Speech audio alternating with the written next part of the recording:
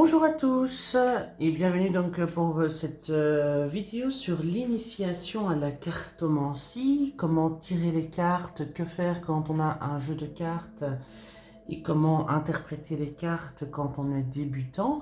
Je fais cette vidéo suite à la demande du groupe Facebook de la cartomancie, du groupe d'entraide sur la cartomancie de l'oracle d'Adrienne et d'Amouris Love. Marilus m'avait demandé de donner quelques lignes de conduite pour dire de pouvoir débuter en cartomancie tout en sécurité.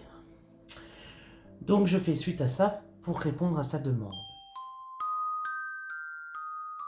Alors, tout d'abord, quand on commence, je ne sais pas si vous connaissez la différence entre cartomancie, voyance et médiumnité. Alors, pour répondre à cette question, pourquoi j'en parle? Parce que c'est important de faire la distinction entre les trois. Ce n'est pas la même chose et ça ne s'applique pas de la même manière. Donc la cartomancie, c'est l'art de pouvoir tirer les cartes, tout simplement, de l'utiliser comme un support de divination, et alors on interprète uniquement les cartes selon leur signification première, tout simplement. On essaye voilà, que ça réponde au mieux à la question de la personne. Euh, donc en fait, les prédictions faites en cartomancie reposent donc sur l'expérience et la pratique assidue du tirage de cartes, hein, tout simplement.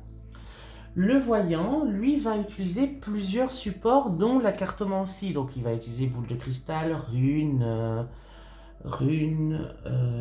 marc de café, trois petits points. Donc ça, c'est un voyant. Bien sûr, il peut ne faire que de la cartomancie, ça c'est un choix à lui, hein, c'est vraiment un choix qui lui est propre. Et il va en fait utiliser ses ressentis et son intuition au service de sa pratique. Donc lui va pouvoir répondre à des détails beaucoup plus importants. Pour être un bon voyant, il faut être une personne à la fois sensible et à la fois intuitif. Voilà, c'est comme ça qu'on devient voyant. Donc on peut commencer en cartomancie et bifurquer sur la voyance par la suite. Et la médiumité, donc être médium, signifie en fait être une personne intermédiaire entre le monde de l'invisible, donc le monde de l'au-delà, vous l'appelez comme vous voulez, et le monde actuel. Donc le médium, lui, va entendre des voix venant d'ailleurs, venant d'autre part, pour compléter son tirage. Il va vraiment utiliser les cartes, parfois il n'en a même pas besoin, mais il va utiliser les cartes uniquement pour dire certains points, pour éclaircir certains points de ses visions ou de ses voix qu'il a autour de lui. À savoir que être médium, on ne peut pas le devenir, on est médium. Donc à la naissance, on peut devenir médium, c'est un don que l'on a en soi. Ce don, on peut le cultiver ou on peut l'oublier, si je puis dire, entre guillemets, en ne pratiquant pas la voyance pour des raisons ou une autre. À savoir que voilà, être voyant, c'est être médium, pardon. Être médium, c'est avant tout et pour tout communiquer avec le monde invisible. Aussi, il y a la théorie que l'on peut devenir médium suite à une expérience de mort imminente. Ça, c'est de reste à vérifier. Il n'y a aucune pratique qui montre que c'est vrai ou c'est faux. Donc, voilà. La différence entre les trois. Aujourd'hui, moi, je vais me baser sur la cartomancie plus particulièrement et l'art de tirer les cartes, tout simplement pour les débutants, pour les personnes qui n'ont jamais tiré les cartes. Qu'est-ce que je dois faire avec mon jeu de cartes? Qu'est-ce que je dois réfléchir avant de tirer les cartes? Qu'est-ce que je dois mettre en place? Tout ça, je vais vous expliquer ça aujourd'hui. Ça va être une vidéo un peu longue, mais nécessaire, je vais dire, pour votre apprentissage. Et voilà, après ça pourra justement vous permettre de poster vos tirages, donner vos ressentis et partager avec les autres leur point de vue, parce que c'est ça aussi la cartomancie, c'est l'art du partage, l'art de pouvoir partager ses tirages, partager ses idées, partager ses ressentis avec autrui, parce que nous n'avons pas tous les mêmes ressentis par rapport aux cartes. Allez, nous allons commencer tout de suite avec les choses importantes à savoir en cartomancie. Alors, je vous retrouve tout de suite pour les lignes de conduite et l'éthique concernant les tirages de cartes. Alors, voici mon petit paquet, c'est l'oracle d'Adriane, hein, donc je ne change pas. Moi, je vais vous montrer par rapport à l'oracle d'Adriane, mais j'aurais pu prendre n'importe quel oracle qui fait tout à fait l'affaire. Alors, il y a en cartomancie une ligne éthique à respecter, comme quand on est médecin, comme quand on est chirurgien, comme quand on est psychologue, thérapeute. Il y a une ligne de conduite très stricte à respecter au niveau des cartes. Ça en va de votre sécurité, mais aussi de la sécurité des autres personnes qui sont autour de vous. Alors, cette éthique, elle est pour moi importante à respecter, bien que certains ou certaines font des exceptions en ayant bonne conscience, en disant « Oui, mais on peut le faire, je ne vois pas ce que ça pourrait changer. » Moi, je vais vous expliquer la ligne éthique, plus la justification qui va derrière, ainsi vous avez vraiment toute l'information. Alors, tout d'abord, tirer les cartes, c'est tirer les cartes avec un certain sérieux. On ne doit pas faire des tirages pour rigoler, on ne doit pas faire des tirages pour animer une soirée ou dire de divertir un peu les gens. On peut s'entraîner, ça peut arriver, mais il ne faut pas non plus s'amuser avec les cartes comme un jeu de Uno ou un jeu de 52 cartes, hein, 54 cartes, peu importe. Ce n'est pas un jeu de cartes à jouer, c'est un jeu de cartes divinatoire. Il y a un certain respect à avoir vis-à-vis des cartes. Donc on tire toujours les cartes avec sérieux. Pourquoi je dis ça? Parce que certains se disent « Oh ben ça va, aujourd'hui je vais tirer les cartes, c'est amusant et compagnie ». Ils n'ont aucun respect vis-à-vis de ça, ils font ça n'importe comment et puis ils s'étonnent que soit les cartes disent n'importe quoi, ou soit il leur arrive pas des chouettes choses, quoi. On perd beaucoup d'énergie quand on tire les cartes, et surtout quand on les tire n'importe comment, le karma tourne, et c'est toujours pas pour une bonne raison. Le deuxième point, il ne faut pas poser de questions indiscrètes sur autrui, et ne pas violer la vie privée d'autrui en effectuant des tirages qui concernent des personnes autres que vous-même ou le consultant qui est devant vous, par exemple. Ça veut dire quoi? Ça veut dire que il est interdit de se dire « Ah ben comment mon ex actuellement vit ?» ou « Tiens, comment je vais conquérir mon ex? Tiens, qu'est-ce qu'il vit aujourd'hui? Je voudrais savoir comment mon voisin vit. » Vous voyez, tout ça, vous ne pouvez pas faire. On ne peut pas poser une question si quelqu'un ne veut pas de tirage. Alors, vous avez peut-être remarqué que parfois je propose des exercices sur le groupe Facebook en relation avec ça. Je vous rassure, les personnes que je montre sont des personnes qui sont décédées. C'est juste pour développer l'intuition. Donc je ne mettrai jamais une personne vivante dans les photos, tout simplement parce que ça ne se fait pas. Et puis ce n'est pas le but des exercices d'intuition, hein. Donc ça, soyez bien en sûr. Mais voilà, on ne tire pas, même si la personne en face de vous dit « Oui, mais écoute, j'aime un tel, s'il te plaît, fais un tirage, montre-moi sa vie. » Non, ça ne se fait pas, point à la ligne. C'est non. Vous ne pouvez pas aller être dans l'intrusivité, on dit cela? Dans l'intrusion, dans l'intrusion chez autrui, ça ne se fait pas. Alors, il ne faut pas révéler aux autres ce que vous avez lu dans un tirage d'un autre consultant. Concrètement, vous devez avoir un secret professionnel derrière ça.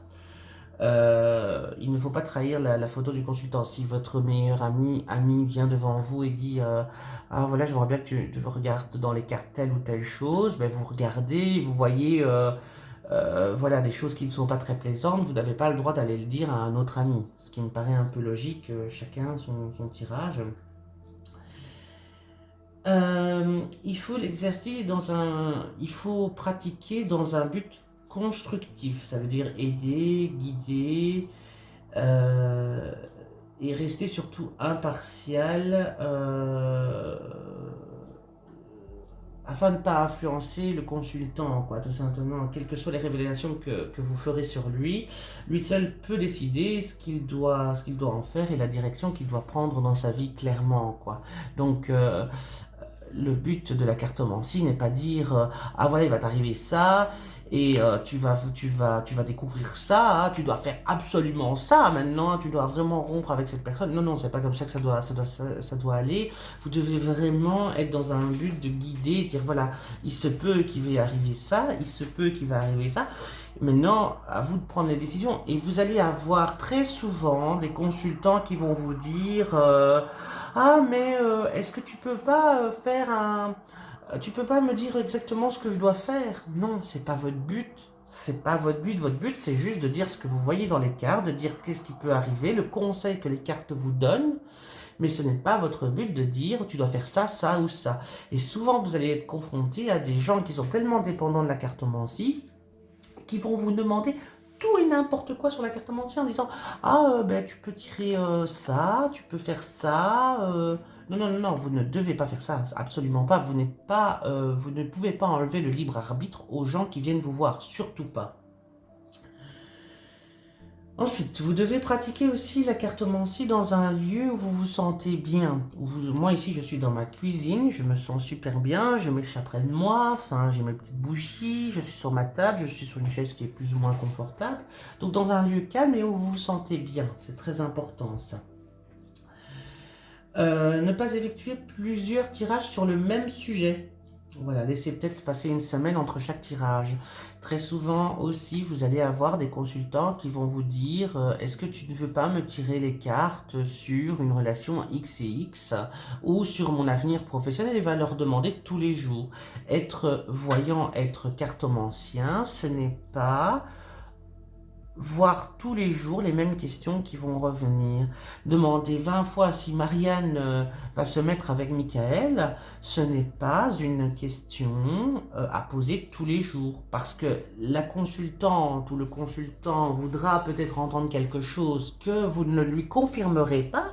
Par exemple, est-ce que je vais avoir un nouveau boulot? Ben non, je ne vois que malheureusement, il n'y aura pas de boulot. Hein, il n'y aura pas de boulot. Vous allez quitter votre travail, ça ne va pas aller. Et vous allez vous dire... ah ouais, mais moi non, non. Est-ce que tu veux pas réessayer voir si tes cartes ont raison? Vous avez raison. Vous savez tirer vos cartes, vous n'avez pas à vous justifier sur la manière de faire vos cartes. Et ça, j'insiste vraiment là-dessus. Si les gens ne sont pas contents du tirage, ils ont qu'à aller voir un autre cartomancien. Mais il faut arrêter de multiplier les tirages pour dire de multiplier les tirages. Parce qu'au final, les cartes, qu'est-ce qu'elles vont faire? Elles vont tellement en avoir marre qu'elles vont vous donner ce que vous avez envie d'entendre. Ou ce que la personne a envie d'entendre. Mais ça, c'est pas de la voyance. Hein. Ça, c'est de l'auto-rassuration à la limite, de l'auto-satisfaction, mais pas, sûrement pas, voilà, sûrement pas quelque chose de constructif. Alors, protégez votre jeu et ne pas le prêter. Ça, c'est important aussi. Sachez que votre jeu de cartes possède votre magnétisme. Quand vous l'avez démagnétisé, ça je l'expliquerai dans une autre vidéo, les rituels de démagnétisation et de ressources. Hein. Il faut le protéger, il faut vraiment le considérer comme si c'était une personne. Et vous protéger aussi, c'est très important. Moi, ce que je fais généralement quand voilà, je veux me protéger et compagnie, déjà, vous remarquez qu'à chaque séance où je suis avec vous, je me protège avec mes deux petites bougies qui sont là en pierre de sel et la bougie blanche en torsade, en pierre de torsadée. C'est en pierre taillée torsadée, je vais y arriver. C'est important de vous protéger. Et alors, quand je vous dis protéger votre jeu de cartes, c'est pour pas qu'il soit à la vue de tous non plus. Hein, ne le laissez pas près des chats ou des trucs ainsi, c'est une erreur ça. Et alors vous devez toujours faire brûler de l'encens une bougie blanche pour ouvrir votre esprit au message des cartes. Bon, moi je le fais ici, mais aussi ce que je fais, c'est ce que vous remarquez très souvent, c'est que quand j'ouvre mes paquets, dedans il y a une pierre en fait. Alors dans mes pochons, moi je suis Monsieur Pochon, j'adore les pochons. Mais je mets toujours une petite pierre en fait, cristal de roche, hein, classique, hein, cristal de roche, cristal d'améthyste, ce que vous avez en fait. Hein, vous pouvez aller en acheter, c'est pas très. Ceux-là sont un peu plus chers parce que ce sont des pierres modelées, comme on appelle ça, parce qu'elles sont rondes et sans imperfection. Mais j'ai aussi des cristals de roche pure qui sont beaucoup moins chers, qui coûtent 1,50 € à l'achat, des grosses pierres ainsi. Et donc ça, en fait, c'est pour énergiser le jeu. Il m'arrive très souvent, après avoir purifié, je le mets comme ça la nuit. Hop, et alors je mets mon petit cristal de roche au-dessus pour dire qu'il se réénergise. Et généralement, je le fais dormir avec mon cristal de roche parce que je trouve que c'est mieux pour eux, quoi. Ça leur donne de l'énergie. Mais ça, on fait comme on veut, quoi.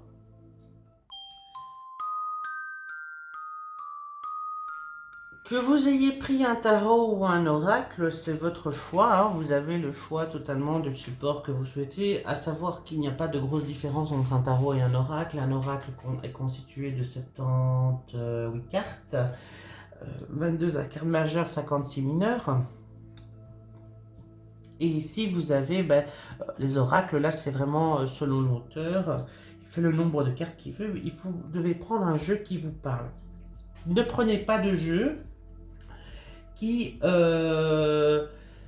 qui ne vous attire pas. Ça, c'est de la torture. Je sais qu'on connaît beaucoup l'oracle de la Triade, l'oracle Béline, l'oracle G aussi qu'on connaît beaucoup.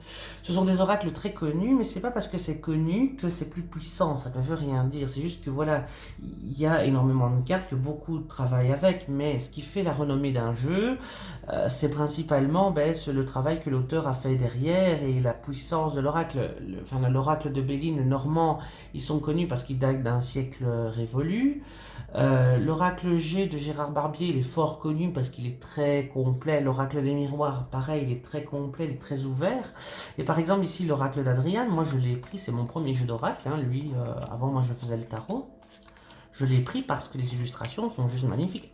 Il parle tout seul, c'est pour ça que je l'ai pris. Il faut prendre un jeu qui vous attire visuellement. Moi, je suis très exigeant, donc le dos aussi, il faut que ça soit parlant pour moi. Voilà. Et une fois que l'on a acheté son oracle, hein, qu'on l'a reçu, la première chose à le faire, c'est normalement, il faut le consacrer, le nettoyer, euh, le, parce qu'il a vécu voilà, un transport, il y a eu plusieurs choses, on y croit, on n'y croit pas, mais il faut le purifier. Alors, pour le purifier, comment on fait? Soit vous faites brûler du Palo Santo ou de l'encens, hein, de l'encens à base de sauge blanche, et vous allez venir faire passer toutes vos cartes dans la sauge, hein. Donc ça c'est le b.a.-ba. Je ferai une vidéo particulière sur la purification des jeux, mais voilà, sachez que juste passer dans l'encens comme ceci, c'est très bon, enfin il n'y a pas de souci, quoi, c'est parfait, ou même dans le Palo Santo si vous aimez bien le Palo Santo, mais il faut quelque chose à base de fulmination. C'est ce qui est le plus important, si je puis dire. Aussi, pensez à nettoyer le pochon dans lequel il est rangé en passant aussi dans la fulmination, c'est important.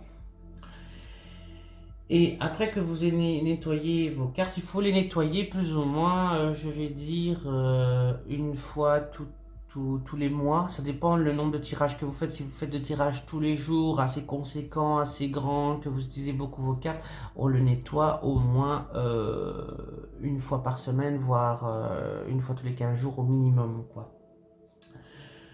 Ensuite, quand vous avez fait ça, vous devez entrer en communication avec votre jeu. Pour cela, vous allez faire connaissance avec lui, vous allez vous allez le battre et venir poser différentes questions au jeu, à votre oracle, hein. Donc par exemple, qui es-tu?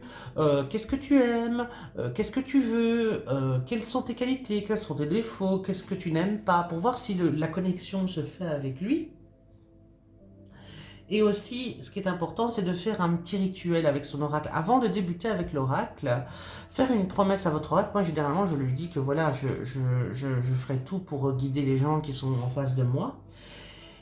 Et alors, en plus de ça, avant de débuter une séance, je dis une petite formule, quelque chose qui me rassure, quelque chose qui rassure mon jeu. Je dis, moi, par exemple, que mes intentions sont bonnes ou que je jure de de donner les messages que les guides veulent bien me donner. Vous pouvez aussi dire merci mon oracle d'être arrivé dans ma vie pour me connecter à mon intuition, recevoir des messages de l'univers, de mes guides. Enfin ça vous faites comme vous voulez, mais vous devez faire une petite formulette de début et une petite formulette de fin, toujours. Donc au début quand vous commencez votre jeu, une formulette de fin quand vous finissez votre jeu. Alors, lorsqu'on se tire les cartes, on ne tire jamais les cartes à chaud. Donc ça veut dire que si vous êtes énervé par une situation, vous êtes triste, on évite de se tirer les cartes pour dire de se rassurer, non, on se calme d'abord et quand on est bien calme, on va commencer à tirer ces cartes. Alors, quand on commence une consultation, on se protège comme d'habitude. Enfin, une consultation même pour soi-même, hein. Une consultation c'est vraiment propre à soi-même. On va venir battre ces cartes. Tout d'abord, vous devez vous poser la question suivante. Est-ce que vous êtes plutôt la personne qui va battre ces cartes tellement vite que les cartes vont tomber et ça va être les cartes que vous voulez interpréter? Est-ce que vous êtes plutôt la personne qui va venir faire un magnifique tapis devant soi et qui va prendre les cartes, chercher la carte qui vous attire le plus pour la tirer devant vous et venir interpréter, ou est-ce que vous êtes plutôt la personne qui va prendre son paquet de cartes main gauche ou main droite, hein, il n'y a pas de convention bien particulière, hein, et qui va venir la retourner pour venir voilà, interpréter les cartes. Ça, c'est votre choix. Il n'y a personne qui a le droit de vous dire oui, vous êtes obligé de faire un tapis, oui, vous êtes obligé de faire ceci. Non, c'est vous qui choisissez. C'est vous qui voyez si vous préférez étaler vos cartes ou si vous préférez les tirer une par une. Ça, c'est votre choix. Moi, j'ai fait le choix, par exemple, de toujours le prendre dans ma main droite parce que je suis gaucher et de venir battre mes cartes comme ceci, de poser ma question et ensuite de tirer les cartes une par une. Quand on commence, alors il y a aussi la fameuse étape de la coupe, hein, donc vous coupez votre jeu en deux et vous regardez un peu qu'est-ce qui leur sort et alors vous interprétez votre jeu. Ça c'est une méthode aussi. Ou alors vous pouvez tout simplement commencer, très très simple, avec un petit brassage en demandant votre carte du jour. Ça c'est la première étape quand on commence, c'est la carte du jour.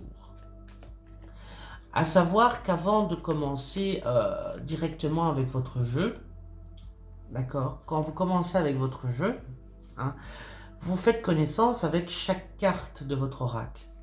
Et si vous avez un guidebook avec l'oracle, vous le mettez de côté, vous ne le lisez pas tant que vous n'avez pas fait vous-même toutes les cartes de l'oracle. Parce que le guidebook, il est bien joli, il est bien gentil, il est bien beau avec ses mots-clés, mais c'est des mots-clés qui sont propres à l'auteur. Donc vous mélangez votre jeu de cartes, d'accord.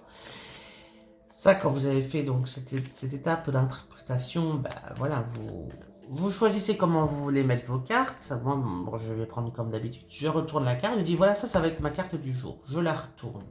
Emprise. Tiens, qu'est-ce que ça pourrait dire? À chaque fois ici que c'est pas ma carte du jour réelle, hein, c'est juste un exemple. Qu'est-ce que ça pourrait dire? Est-ce que c'est une emprise financière? Est-ce que c'est une emprise sentimentale? Est-ce que c'est une emprise parce qu'on n'était pas bien par rapport à une situation? Quelle situation n'était pas bien actuellement? Ou est-ce que on a eu quelque chose qui n'est pas facile? Ou dans cette journée-ci, qu'est-ce qui pourrait être sous le signe de cette emprise, de cette chauve-souris qui est repris par j'appelle ça un poulpe, mais c'est pas un poulpe, tout simplement. Donc à vous de dire tout ce que vous spéculez. Si vous ne voyez pas trop la situation, vous pouvez venir dire, ok, est-ce que tu peux préciser? Voilà. Déjà, quand on est débutant, on peut venir recouvrir, il n'y a aucun problème là-dessus, hein.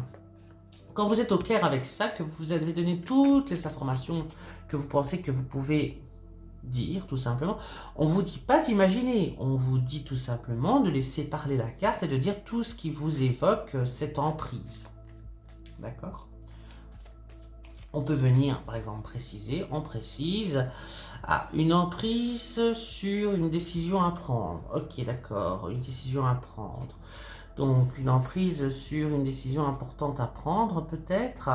Donc, Alors, comment j'arrive à ça? Parce que moi je dis ça, mais c'est parce que je suis déjà un peu plus avancé. Mais concrètement, vous allez regarder ça, puis vous allez regarder celle-ci en disant, ben voilà, la jeunesse c'est quoi? C'est la sagesse, c'est une personne influente, ça peut être une personne jeune, ça peut être une personne belle aussi, la beauté, quelque chose de superficiel, une emprise sur la beauté ou sur la sagesse. Une emprise de sagesse, ça peut être faire un bon choix.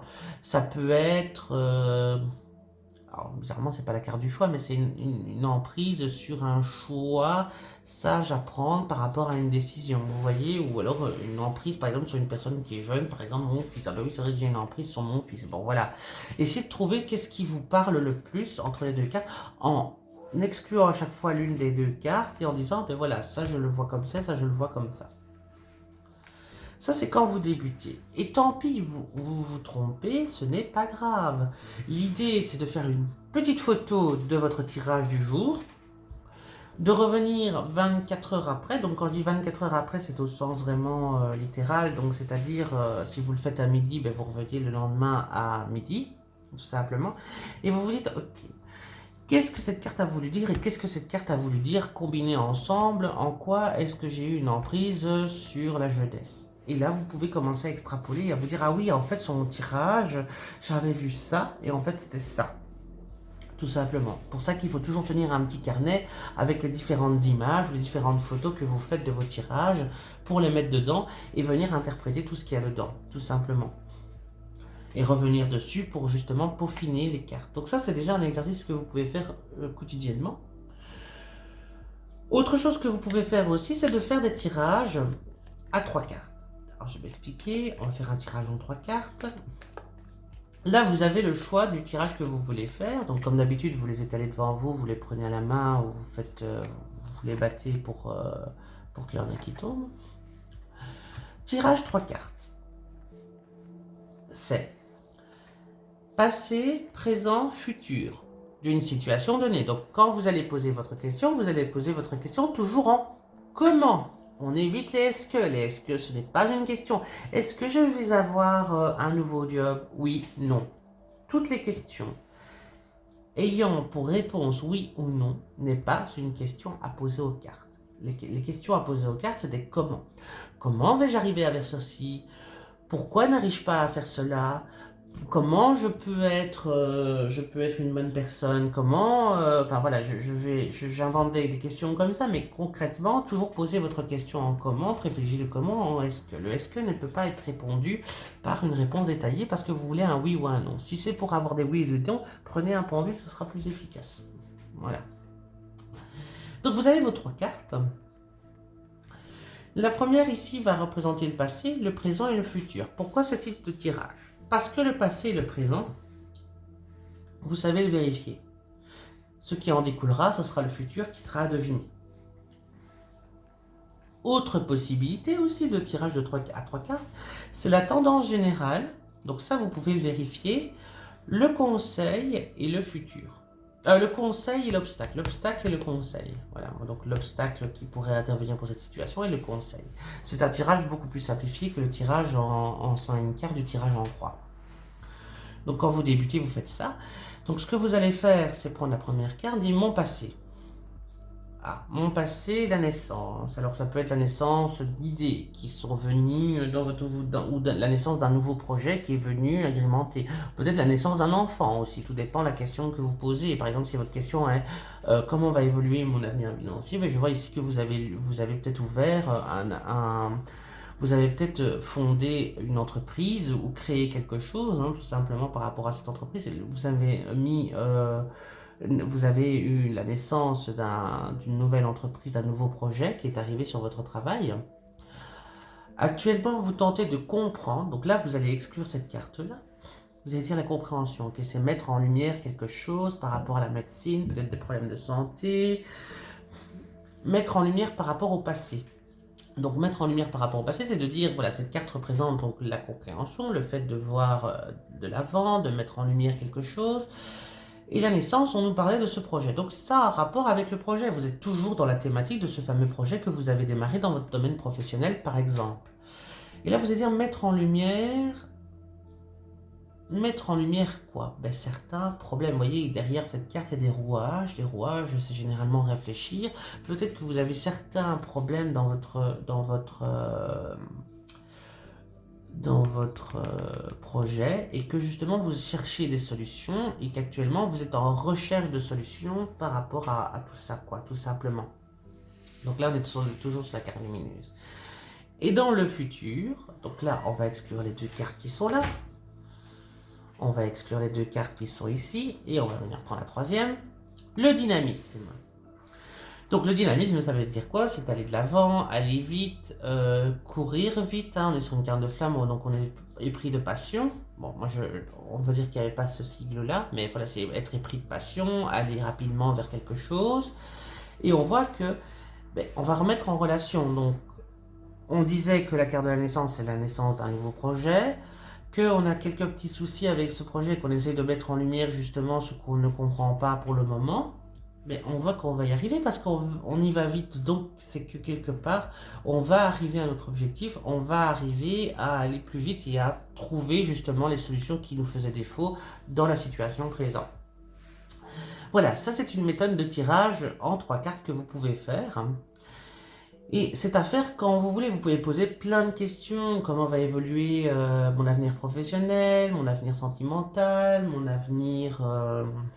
Voilà, ça c'est à vous de faire comme vous voulez. Et vous pouvez, bien entendu, dans ce cas-là, et exceptionnellement dans ce cas-là, venir poser la même question sur la même thématique plusieurs fois d'affilée, mais en faisant des méthodes de tirage différentes. Par exemple, vous pouvez faire la méthode des 3 cartes, dire voilà, je vais faire passé, présent, futur, ou tendance générale, obstacle, conseil. Alors, ce qui est important à faire quand vous faites ce genre de choses, alors c'est toujours les 3 mêmes cartes parce que je les ai remis là-devant, mais par exemple, la tendance générale, c'est que pour le moment, comme je vous ai dit, vous êtes en train d'essayer de comprendre une situation que vous ne comprenez pas de niveau professionnel. L'obstacle, un obstacle, qu'est-ce qui pourrait être un obstacle dans le dynamisme? Donc on réfléchit, on voit le guépard qui est en train de courir, vous voulez peut-être aller trop vite. Vous voulez aller trop vite dans la situation, vous voulez faire impasse à ces problèmes, essayez de le tourner de manière en obstacle, pas de manière négative, mais tournez-la de manière à ce que ça soit un obstacle pour vous. Qu'est-ce qui vous parle dans vouloir aller trop vite?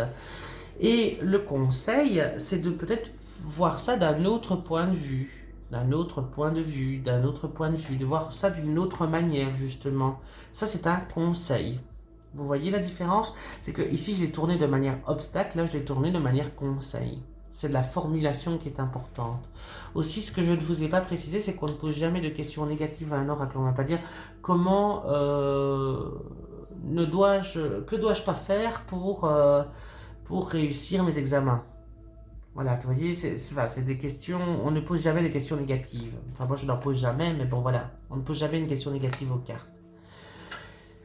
Et enfin, quand vous êtes super bien à l'aise et que vous commencez à voir avec les cartes que ça va super bien, 3 cartes, c'est un jeu d'enfant, voilà, vous vous amusez avec vos 3 cartes, vous pouvez vous amuser à les recouvrir pour avoir plus de détails, essayer de faire des combinaisons de cartes, hein. Ça c'est vraiment quand vous vous sentez à l'aise. Et ensuite, vous pouvez passer à ce fameux tirage en 5 cartes. 1, 2, 3, 4, 5. Le consultant. L'état. Un état de consultant. Trop souvent, quand on retourne les cartes, on se dit prisonnier, mais peut-être que... Enfin, moi, ça va être difficile parce que j'ai tellement l'habitude, mais concrètement, les gens ils disent... Ah oui, c'est une situation qui n'est pas facile pour vous. Mais on ne parle pas de la situation, on parle du consultant. Donc, essayez de toujours dire voilà, comment est le consultant au moment où il vient vous voir. Et vous vous sentez prisonnier de votre avenir professionnel, par exemple. L'obstacle. L'obstacle. Ben, je vois qu'il y a une cassure. Alors, qu'est-ce que ça pourrait être la cassure professionnelle? Ben, c'est que peut-être que vous ne plaisez plus dans votre travail. Vous êtes actuellement, vous vous sentez vraiment pas bien. Alors, comment j'en interviens à ça? En regardant la carte de la situation du consultant. C'est pour ça qu'elle est ouverte en premier, parce que celle-là va apporter une certification sur l'état du consultant, sur la manière dont il est. Donc, celle-là va venir affirmer, celle-là va juste affirmer ce que vous avez vu dans celle-là, tout simplement. Donc, l'obstacle qui est ici, qu'est-ce que ça pourrait être comme obstacle? Ben que voilà, vous avez quelque chose en vous qui s'est brisé, car là on parlait du fait que vous vous sentez prisonnier, mais peut-être quelque chose en vous s'est brisé, que vous ne voulez plus retourner. Ensuite, vous allez venir vers le conseil. Donc, il y a quelque chose en vous qui s'est brisé. Qu'est-ce que vous devez faire? Ah. Alors, ici, vous avez une carte, c'est bien, c'est un bon exemple. Vous avez une carte de type négatif, mais vous devez le tourner en conseil. En fait, ici, dans le cas-là, la trahison, ça peut dire d'arrêter de jouer les faux semblants et de dire directement ce que vous voulez affirmer. Alors pour cela, il faudrait peut-être recouvrir pour être certain que c'est bien le message apporté par les cartes.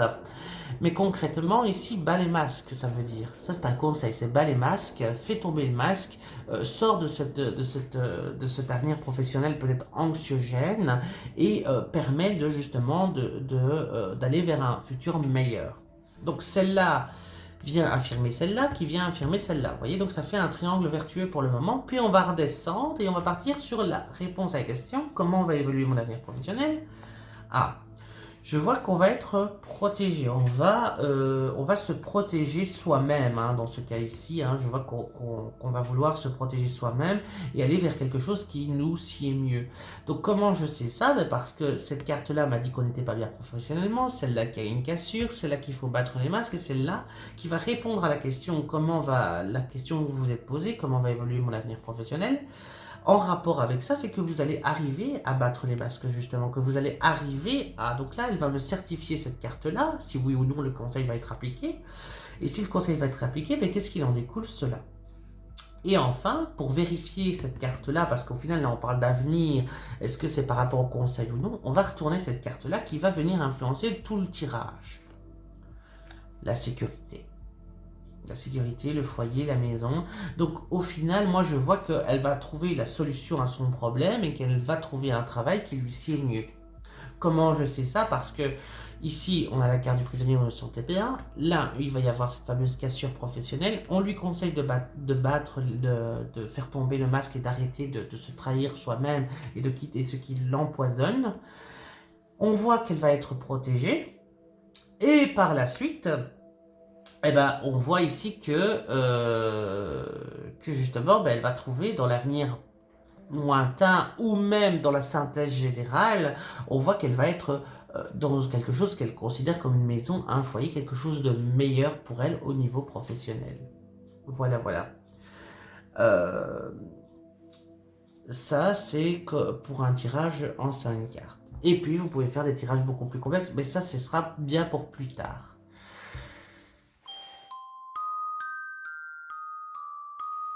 Alors, ici, voilà, je vous ai expliqué les gros points, je vais dire, sur les tirages en cartomancie, sur comment débuter en cartomancie. Sachez que, voilà, moi, je fais partie du groupe Facebook de l'Oracle d'Adrienne et d'Aborislov sur la cartomancie, hein, le groupe d'apprentissage.